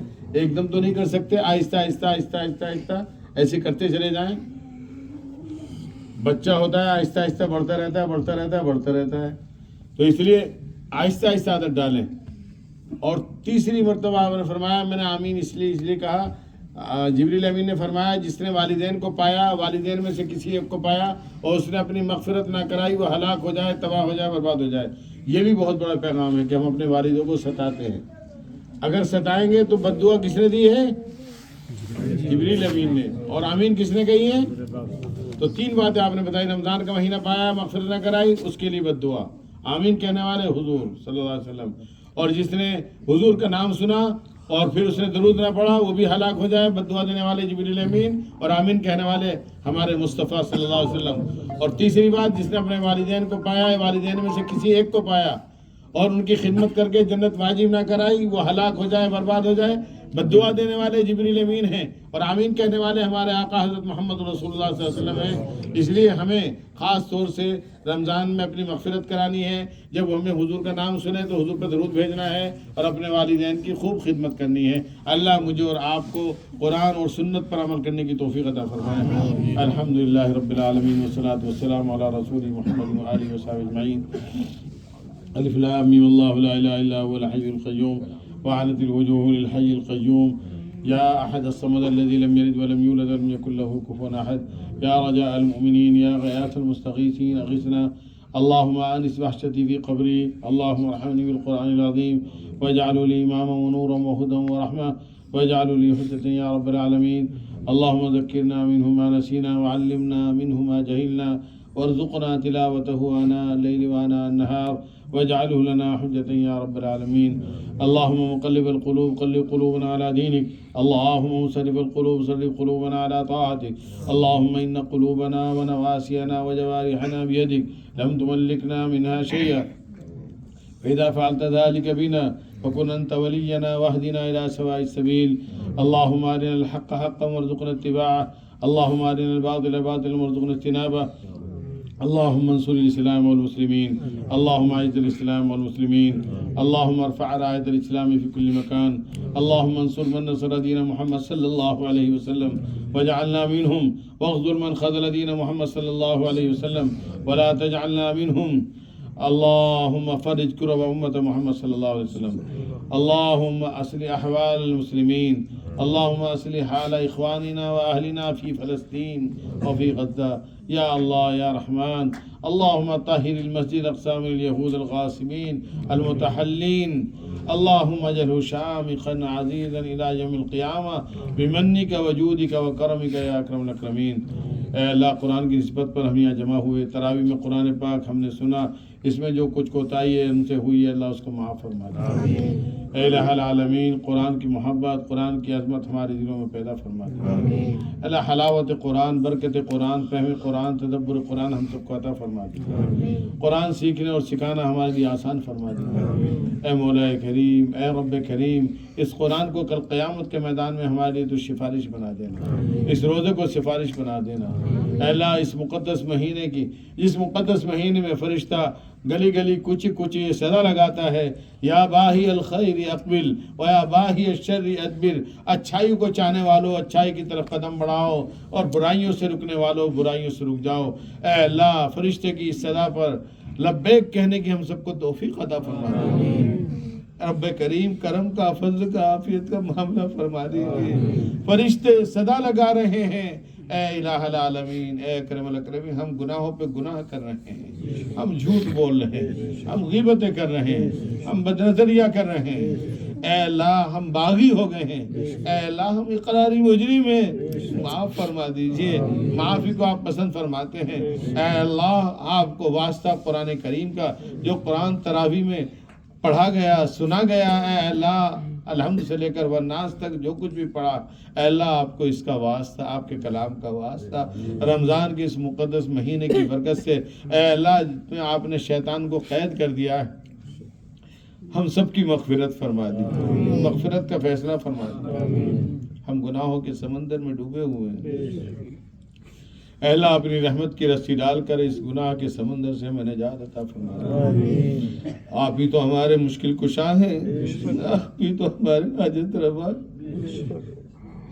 بڑے بڑے گناہ گاروں کو جب انہوں نے گناہوں سے پکی سچی توبہ کی ہے تو آپ نے ان کو معاف فرما دیا ہے، اے اللہ معاف فرما دیا، اے اللہ معاف فرما دیا۔ اے رب کریم، مولا کریم، آپ کے سامنے ہاتھ اٹھے ہوئے ہیں، اور جب آپ کے سامنے ہاتھ اٹھتے ہیں، اے اللہ آپ نے تو خود فرمایا قرآن میں، میرے بندوں مجھ سے مانگو میں تمہاری دعاؤں کو قبول کروں گا، ادعونی استجب لکم۔ اے اللہ ہم نے آپ کے حکم کے مطابق اپنے ہاتھ اٹھا لیے ہیں، ہمارے ہاتھ چہروں پر پھیرنے سے پہلے ہم سب کی مغفرت کا فیصلہ فرما۔ رب کریم یہ ہاتھ آپ کے محبوب کے بھی اٹھے ہیں، اور آپ گھنٹوں گھنٹوں آپ کے محبوب ہماری محبت میں ہاتھ اٹھائے رہتے تھے اور ہمارے لیے دعائیں مانگتے رہتے تھے۔ آپ کا دامن مبارک آنسو سے تر رہتا تھا اور آپ کی زبان مبارک پر رہتا تھا، یا ربی امتی، یا ربی امتی، یا ربی امتی۔ اور جب آپ میدان حشر میں تشریف لے جائیں گے، ہر نبی کی زبان پر نعرہ ہوگا یا ربی نفسی، یا ربی نفسی، یا رب، لیکن ہمارے نبی کی زبان پر جو نعرہ ہوگا وہ یہی ہوگا، یا ربی امتی، یا ربی امتی۔ اے میرے رب میری امت کو جنت میں داخل فرما دے اور جہنم سے بچا دے۔ اے رب کریم، یہ رمضان کا مہینہ تھا اور یہی 14-15 تاریخ تھی جب آپ نے بدر کے میدان میں ہاتھ اٹھائے اور آپ کے محبوب نے آپ سے یہ فریاد کی اور فرمایا، اللہم ان تہلک ھذہ العصابۃ لم تعبد۔ اے اللہ یہ مٹھی بھر ماننے والے اگر آج روئے زمین سے ہلاک ہو گئے تو تیرا نام لینے والا کوئی نہ رہے گا۔ اے الہ العالمین، وہ بدر کا میدان جہاں چاروں طرف سے باطل طاقتوں نے گھیر رکھا تھا، وہ چاروں طرف سے مسلح تھے، ہتھیار ان کے پاس تھے، اے اللہ ظاہری اسباب اعلیٰ درجے کے ہر طرح سے ان کے پاس تھے، اور نہ یہاں اونٹ تھے، نہ گھوڑے تھے، نہ زریں تھیں، نہ تلواریں تھیں، نہتے تھے، لیکن آپ کے محبوب نے آپ کے سامنے جب ہاتھ اٹھا کے دعا مانگی تو آپ کی رحمت جوش میں آئی اور آپ نے کہا، اور صدیق اکبر نے بھانپ لیا، صدیق اکبر نے فرمایا، اے اللہ کے رسول میں دیکھ رہا ہوں اللہ کی مدد آ گئی، بس کیجئے۔ اے اللہ آپ کے محبوب ہمارے لیے روتے رہے اور دامن مبارک آنسو سے تر ہوتا چلا گیا۔ صدیق اکبر کو بھی ترس آیا، اے اللہ کے محبوب بس کیجئے، اے اللہ کے محبوب بس کیجئے۔ اے اللہ آپ کو آپ کے محبوب کی اس دعا کا واسطہ ہم سب کی مغفرت فرما۔ بہت گنہگار، نالائق، ناہنجارے، ایسے گناہ ہم نے کیے مولا کہ مکھی بھی ہمارے چہرے پہ نہ بیٹھے، لیکن بارے الہ ہم بہت گندے ہیں لیکن تیرے بندے ہیں، کہاں جائیں؟ کون سا در ہے ہمارے پاس آپ کے سوا؟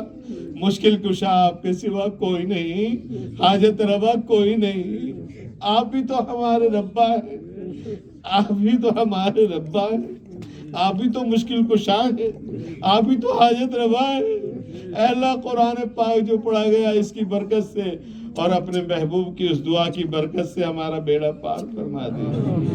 اے رب کریم، آپ نے فرمایا کہ میں فرشتوں کو بھیج رہا ہوں، فرشتوں کی 1000 کی ٹولی آئی اور پھر اسی پر بس نے کہا 3000 فرشتے، پھر 5000 فرشتے، بدر کے میدان میں آپ نے اتارے اور باطل طاقتوں کے ساتھ مقابلہ آرائی ہوئی، اور اس میدان میں اے اللہ آپ نے اپنے محبوب کو اور اپنے محبوب کے ماننے والوں کو فتح کی بشارت سنائی، اور اس میں ابو جہل مارا گیا، سب سے بڑا دشمن جو تھا، اس کو دو بچوں نے قتل کر دیا۔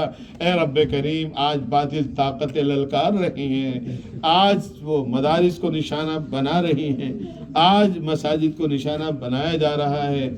اے اللہ، ہماری بہت محبوب مسجد، اس میں بت خانہ بنا دیا گیا۔ رب کریم، ہم دیکھتے ہی دیکھتے رہ گئے۔ الہ العالمین، اکرم الاکرمین، ہمیں ہر طرح کی طاقت اور قوت عطا فرما دیجئے، اور ہمیں اے اللہ اپنے دین کی خدمت کے لیے، اسلام کی آبیاری کے لیے تن من دھن کی قربانی کے ساتھ، عافیت کاملہ کے ساتھ، ہر طرح کی حفاظت کے ساتھ قبول فرما لیجئے۔ اے اللہ، اعلیٰ کلمت اللہ کے دین کی اشاعت کے لیے، دعوت و تبلیغ کے لیے، قرآن کی حفاظت کے لیے، مدارس کی حفاظت کے لیے، خانقاہوں کی حفاظت کے لیے اے اللہ ہم سب کو قبول فرما دیجیے۔ اے اللہ، ہم اقراری مجرم ہیں، ہم یقیناً گناہ کرنے کی وجہ سے آپ کی رحمت سے دور ہو گئے، قرآن و سنت کو چھوڑنے کی وجہ سے اے اللہ آپ کی رحمت سے دور ہو گئے۔ ہم اقراری مجرم ہیں رب کریم، قرآن کی برکت سے ہمارے گناہوں کو معاف فرما کر جو باقی زندگی ہے اس کو اے اللہ اسلام کے سانچے میں ڈھالنے کی کوشش اے اللہ کرنے کی توفیق عطا فرما دیجیے۔ اے الہ العالمین، باقی زندگی کو قرآن حدیث کے مطابق گزارنے کی ہم سب کو کامل توفیق عطا فرما دیجیے۔ اے اللہ، اس مجمع میں جو بیمار ہیں ان کو شفا کامل عاجلہ مستقبل، جو اپنی پریشانی لے کر یہاں بیٹھے ہیں، تو بھی جانتا ہے کس حال میں پریشان ہیں، اے اللہ ان کی اس پریشانی کو دور فرما دیجیے، نجات عطا فرما دیجیے۔ بہت سے بے قصور جیلوں میں پڑے ہوئے ہیں، اے اللہ ان کی آزادی، ان کی رہائی کے غیب سے فیصلے فرما دیجیے۔ اے اللہ، بہت سی بیوہ عورتیں ہیں، بہت سے یتیم بچے ہیں، غیب سے ان کی کفالت کا انتظام فرما دیجیے۔ اے رب کریم، اے مولا کریم، بہت سی ایسی بچیاں جو مرتد ہو گئیں، چلی گئیں اسلام کو چھوڑ کر، اے اللہ ان کے دل میں اسلام کی محبت، اسلام کی عظمت پیدا فرما کر پھر سے ان کو واپس فرما دے۔ اے اللہ جو باقی بچیاں اے اللہ ان کے ایمان کی، ان کی جان کی، ان کی عصمت کی، عزت کی حفاظت فرما دی۔ اے رب کریم، مولا کریم، ہم سب کی پوری مدد فرما۔ ہمارے جو بھائی حماس اور جو لڑ رہے ہیں، جہاد کر رہے ہیں، اے اللہ دائیں سے بائیں سے آگے سے پیچھے سے ان کی پوری مدد فرما۔ اے اللہ نتنیاہو کو اور اسرائیل کو اور جو باطل طاقتیں ہیں مقابلے پر برسر پیکار ہیں، اے اللہ تو نے ہمیشہ ایمان والوں کی، تقوی والوں کی مدد فرمائی ہے، اے اللہ ان کی بھی مدد فرما دیجیے۔ اے الہ العالمین ان کی بھی پوری مدد فرما دیجیے۔ ہمارے پاس وہ ساز و سامان نہیں کہ ہم ان کی مدد کر سکیں، ہمارے سامنے یہ دو ہاتھ ہیں، یہی ہمارا سب کچھ سرمایہ ہے۔ اے اللہ ہماری اس دعا کو ان کے حق میں قبول فرما دے۔ اے رب کریم جو بے نکاح لڑکے لڑکیاں ان کے لیے نیک صالح رشتوں کو غیب سے انتظام فرما دیجیے۔ اے اللہ جو ہمارے اعزاء اقربا چلے گئے ان سب کی مغفرت فرما دیجیے۔ جو قرآن پاک تراویح میں پڑھا گیا ہے اس کا ثواب حضور پاک صلی اللہ علیہ وسلم کو اور تمام اہل بیت کو، تمام انبیاء کو، صحابہ کو، تمام انبیاء کے صحابہ کو اور محدثین کو، علماء کو، مفسرین کو اور تمام سلسلوں کے بزرگوں کو، نقشبندی، سہروردی، قادری، چشتی، تمام سلسلوں کو، اے اللہ تمام اولیاء اللہ کو اور امت کے ایک فرد کو اس کا ثواب مرحمت فرما دیجیے۔ ان کو بھی پہنچا دیجئے جن کو نام بنام نام لے کر ہم پہنچاتے ہیں، نام بنام ان کو بھی اس کا ثواب مرحمت فرما دیجیے۔ خاص طور سے جنہوں نے قرآن پڑھا ہے، سنا ہے، ان کے اساتذہ کے حق میں اس کو قبول فرما دیجیے، ان کے اعزاء اقربا کے حق میں قبول فرما دیجیے۔ جس گھر میں قرآن پاک پڑھا گیا ہے اس گھر کو برکتوں سے مالا مال فرما دیجیے۔ ہر طرح کے شر اور فتنوں سے ہماری اور اس گھر والے کی، مکی کی، مکہ کی اے اللہ چاروں طرف سے پوری حفاظت فرما۔ ساحرین کے سحر سے، حاسدین کے حسد سے اے اللہ ہر شر اور فتنے سے مخالفین کی مخالفت سے پوری پوری حفاظت فرما۔ اے رب کریم، اے مولا کریم، خیر کی لائن سے جتنی بھی دعائیں تیرے محبوب نے تجھ سے مانگی ہیں، ہم ان تمام دعاؤں کو تجھ سے سوال کرتے ہیں، اور جن سے پناہ مانگی ہم ان سے پناہ چاہتے ہیں۔ ربنا تقبل منا انک انت السمیع العلیم وتب علینا یا مولانا انک انت التواب الرحیم، وصلی وسلم وبارک علی سیدنا مولانا محمد وبارک وسلم تسلیما۔ میں 10 دفعہ درود شریف پڑھوں گا، آپ سنتے رہیں ذرا، وہ پڑھوں گا جس پہ حضور کی زیارت ہوتی ہے۔ اللہم صلی علی محمد وعلی آل محمد بحبیبک انی مشتاق من نور جمالک ورسولک یا اللہ یا اللہ یا اللہ۔ اللہم صلی علی محمد وعلی آل محمد بحبیبک انی مشتاق من نور جمالک ورسولک یا اللہ یا اللہ یا اللہ۔ اللہم صلی علی محمد وعلی آل محمد بحبیبک انی مشتاق من نور جمالک ورسولک یا اللہ یا اللہ یا اللہ۔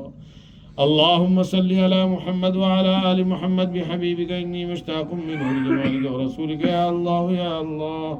اللہم صلی علی محمد وعلی آل محمد بحبیبک انی مشتاق من نور جمالک ورسولک یا اللہ یا اللہ یا اللہ۔ اللہم صلی علی محمد وعلی آل محمد بحبیبک انی مشتاق من نور جمالک ورسولک یا اللہ یا اللہ یا اللہ۔ اللہم صلی علی محمد وعلی آل محمد بحبیبک انی مشتاق من نور جمالک ورسولک یا اللہ یا اللہ۔ اللہم صلی علی محمد وعلی آل محمد بحبیبک انی مشتاق من نور جمالک ورسولک یا اللہ یا اللہ۔ اللہم صلی علی محمد وعلی آل محمد بحبیبک انی مشتاق من نور جمالک ورسولک یا اللہ یا اللہ یا اللہ۔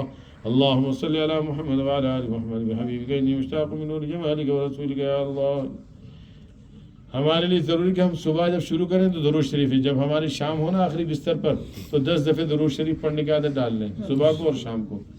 اٹھیں تو درود شریف اور سوئیں تو درود شریف، تو اللہ کی رحمت صبح شام نازل ہوتی رہے گی ہمارے اوپر۔